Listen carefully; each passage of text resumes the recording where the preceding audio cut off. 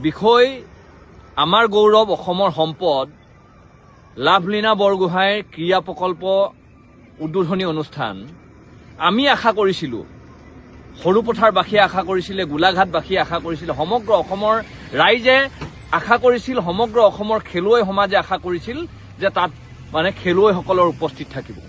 আমাৰ সৰুপথাৰৰে স্বনামধন্য খেলুৱৈ নয়নমণি শইকীয়াকে আদি কৰি শিখা পেৰিছ সন্দিকৈকে আদি কৰি তাত খেলুৱৈসকল উপস্থিত থাকিব আৰু ভৱিষ্যত প্ৰজন্মৰ যিসকল খেলুৱৈ, যিসকলে আচলতে খেলৰ জৰিয়তে অসমক প্ৰতিনিধিত্ব কৰিব বিচাৰে, খেলৰ জৰিয়তে অসমৰ মানে মাজেদি গৈ আচলতে বিশ্ব দৰবাৰ প্ৰতিষ্ঠা হ'ব বিচাৰে, তেওঁলোকে আশা কৰিছিল যে তাত খেলুৱৈসকল আহিব, শিৱথাপা আহিব, কাকো আমি দেখা নাপালো।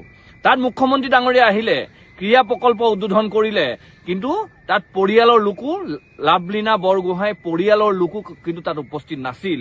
লাভলীনা বৰগোহাঁই খেলত জড়িত হৈ আছিল, কিন্তু পৰিয়ালৰ লোকক কিয় তালৈ নিমন্ত্ৰণ দিওঁতে 5 তাৰিখে মুখ্যমন্ত্ৰী ডাঙৰীয়া আহিব, 4 তাৰিখে 2:45 বজাত কি কাৰণে চিঠিখন দিব লগা হ'ল, সেই কথাটো আমি প্ৰশ্ন উত্থাপন কৰিছিলোঁ।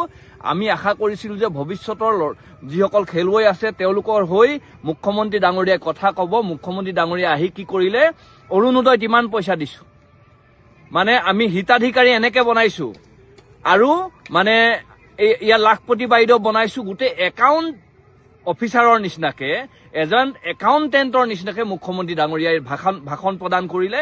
ইয়াত কোনো খেলক লৈ, কোনো লাভলীনা বৰগোহাঁইক লৈ, লাভলীনা বৰগোহাঁইৰ বাটেৰে বাট বুলিবৰ কাৰণে যিসকল ভৱিষ্যত প্ৰজন্মই বক্সিং খেলি আছে, বিভিন্ন ধৰণৰ খেল খেলি আছে, তেওঁলোকৰ কাৰণে কিন্তু কোনো উৎসাহজনক কথা কোৱা পৰিলক্ষিত নহ'ল।